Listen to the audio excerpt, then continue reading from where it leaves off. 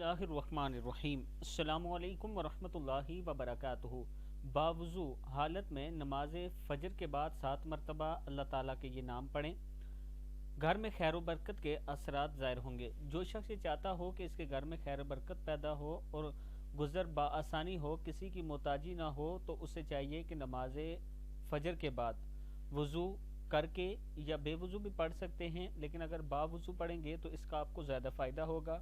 अव्वल आखिर एक एक मरतबा आपने दुरूद शरीफ पढ़ना है और फिर अल्लाह ताला के ये नाम या अल्लाहु या समीउ या अलीमु या सरी अल हिसाब या वासिउ या अदलु या अजीमु या मुतआल या अजीज़ु या गफूरु या बाइसु या फ़आल लिमा युरीद या राफ़िउ या मुईदु या मानिउ या नाफ़िउ या जामिउ या बदी या अल्लाहु या समीउ या अलीमु या सरी अल हिसाब या वासिउ या अदलु या अजीमु या मुतआल या अजीज़ु या गफूरु या बाइसु या फ़आल लिमा युरीद या राफ़िउ मुईदु या मानिउ या नाफ़िउ या जामिउ या बईद।